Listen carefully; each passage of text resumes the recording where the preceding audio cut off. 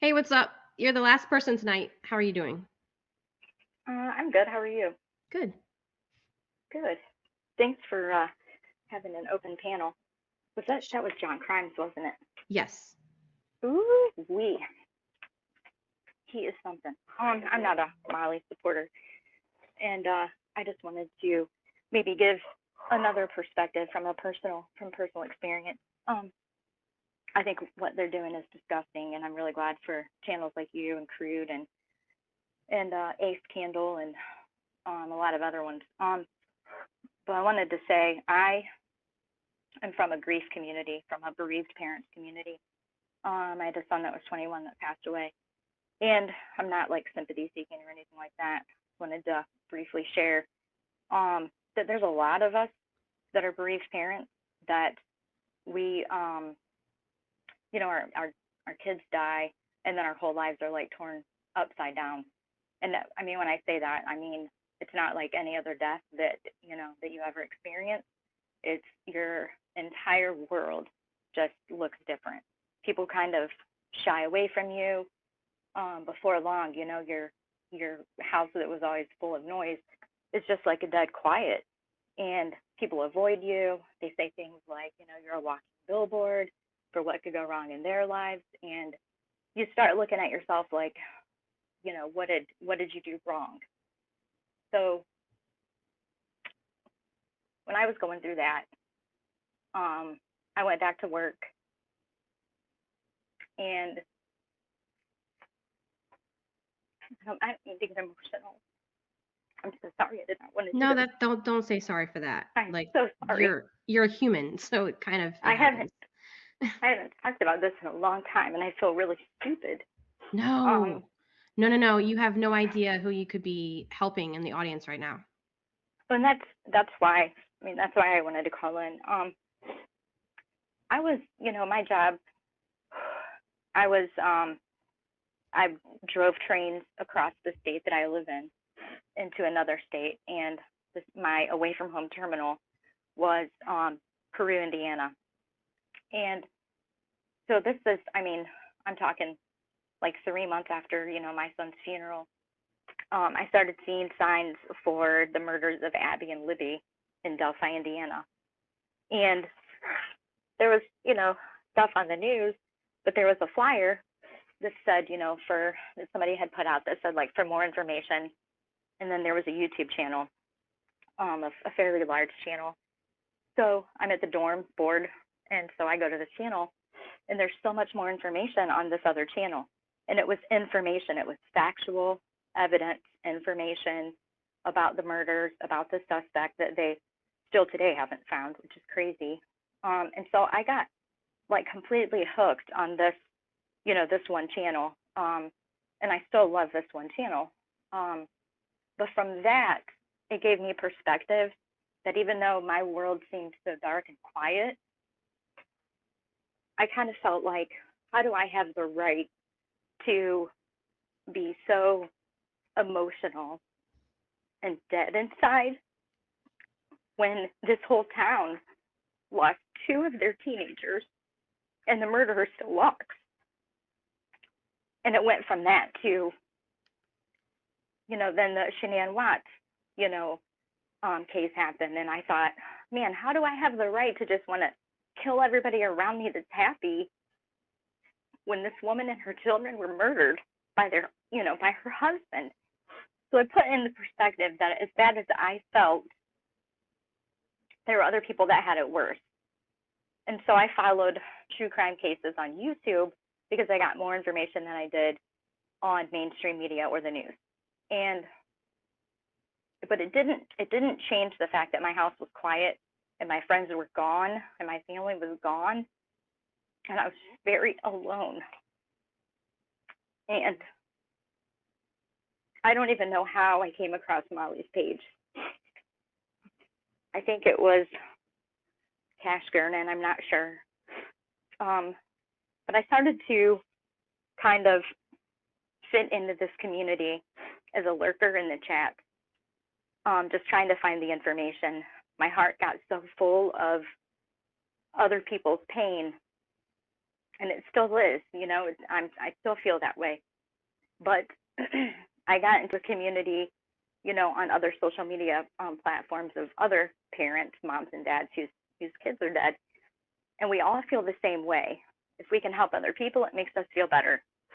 So, when Molly and people like her are talking about, they're going to go do this great, awesome thing, I mean, half of us know that what they're doing is not right. And what they did to the, Summerwell's family was just absolutely ridiculous, disgusting. And we're not on board with that. And we speak out against it in our community. But the other half, some of them are still fresh in their loss. I mean, I'm 3 years in and I still cry, you know. Yeah. Um, Other people, they're brand new. They're brand new. And they're in that first, 30, 60, 90 days, a year, whatever. I mean, it could be 10 years for somebody, it's their loss. But they're still feeling very vulnerable. And when your whole world is walking out the door away from you because your child died, not because you did something wrong, you really go to another place of desperation. I've never sent Molly any money. I never would. I never knew her as a celebrity or anything like that. I had, another channel that I was very supportive of, and I still am. I'm a little bit mad at him, but he's my go-to guy. I found John Crimes, I found Stephanie Harlow, I found, Leave It to Bieber, and a lot of other channels that are just full of factual information, and they follow the cases and they give the information out. But I feel extra special, angry about other bereaved parents who find themselves coming to YouTube for the sole purpose of kind of helping themselves take a step forward into living life again, into finding some type of peace. And, there's some sick, disgusting person that sees us as dollar signs. And that's what it is. She sees us as dollar signs. Um, my son was a professional athlete and died um, after an accident. And I've had a couple of people local here offer to do, like a story or a video or whatnot. And I don't need anything like that right now. I mean, it sounds interesting to do, but if somebody like Molly approached me today, I would laugh in her face and just kind of like, something's wrong with you.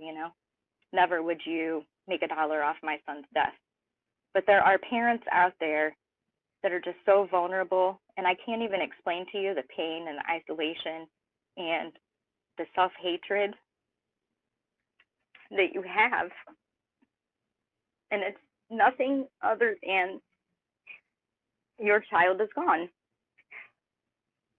You didn't do anything wrong, but you suddenly are a symbol and a reality check for other people, and it's hard to be that.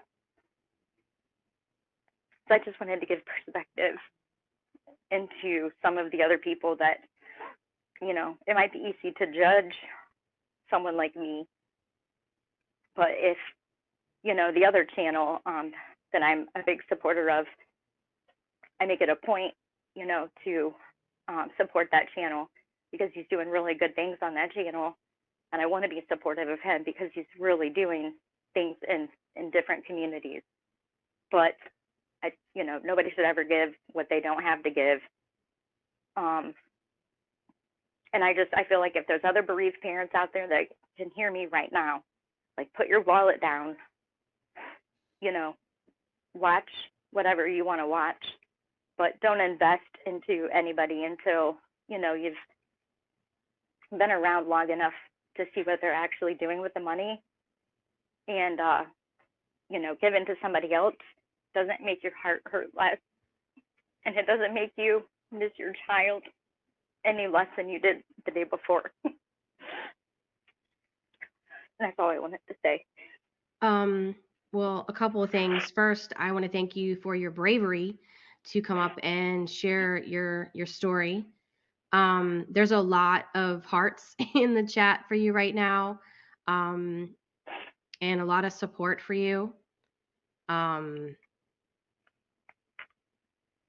I think Thank you for that that. what's that? I'm sorry. Thank you for that. Yeah. I don't know if you can see the chat, but if you see the replay, there's just a wall of hearts right now and just people showing love. And Like, it's embarrassing to cry in front of John crying. What the heck am I doing? Ugh, it just hits you. um I don't have any control over it. It hits when it hits. I think your advice is fantastic.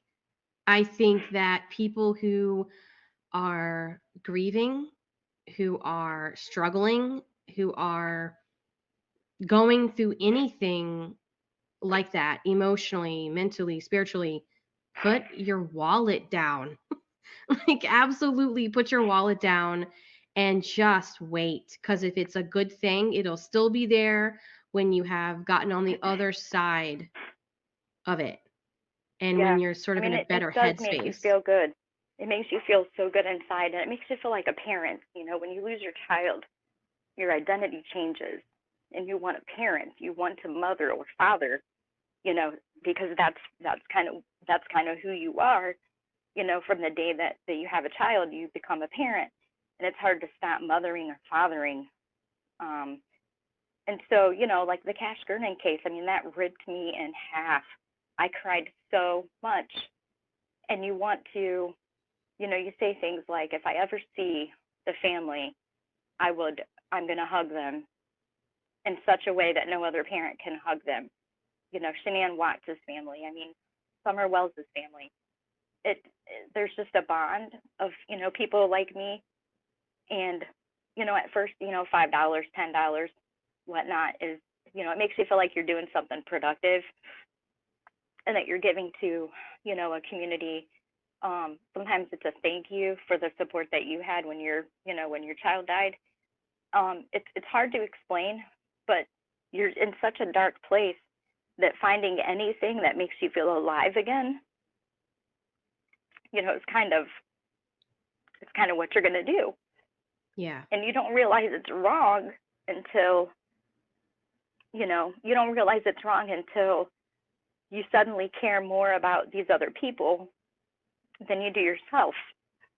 And I mean, I miss my son more than anything in the world. I mean, I would name it and I would give it up for just, one more hour with him. It's never going to happen. If I could make myself feel better, I mean, I think that's why a lot of us go to drugs and alcohol. And, that's another thing that, I speak out against, not doing anything for that, instant gratification. But Yeah. yeah, if you can hear me and you're grieving and you're stuck in that place and you feel alone, do not pay somebody to belong to their community. It's not going to make you feel better. And you're nothing more than a vulnerable, you're so vulnerable. And people like Molly pick up on it. They know that you're vulnerable, extra vulnerable. You become an easy target and you really are nothing more than dollar signs right now. That's it. And when that ends and you realize what you've done and your whole world crashes again, and it's hard to pick back up. So thank you for hearing me out. You have an awesome community. Anything John Crimes is a part of, I'm going to be a part of. Do you have like a channel or a link or anything I can share with people? I don't know. Okay. Um, That's I'm okay. just I'm a lurker in the back. Okay. Um, yeah, I'm just a quiet lurker. But Well, um, I'm thank sorry, go you for the ahead. kindness. Thank you for the kindness and the support. It was hard. I didn't know I was going to break down.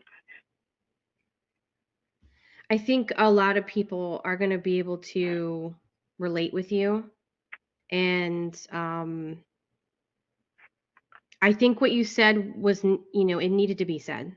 And I'm in awe of your courage to get up here and do that. Like, that was amazing. And like I said, you just don't know who is going to hear this right now or on the replay next month and are going to hear your words and maybe make different choices, better choices because of what you said. Yeah, I hope that I do. I mean, I can relate to it, and I get it because I've been there, and that's the whole reason I'm a little angry that I haven't said anything sooner, but it's got to be the right time, I guess. But that's the whole goal, is so that somebody else, whose child just died, or mother or father or brother or whoever, is looking for that connection, or humanization, or something. Yeah. It's not going to be giving it to Molly Golightly or people like her because you think that they're doing something great, and it's not going to make you feel better either. So thank you. Have a great evening, and I am going to watch every show that you put out, just like John Prime. I don't miss anything he does. Yeah, thank you a billion times over for coming up and sharing your story. And please do not hesitate to contact me. Uh, yeah, like you're amazing. Thank you. I appreciate it very much. Thank you. Bye.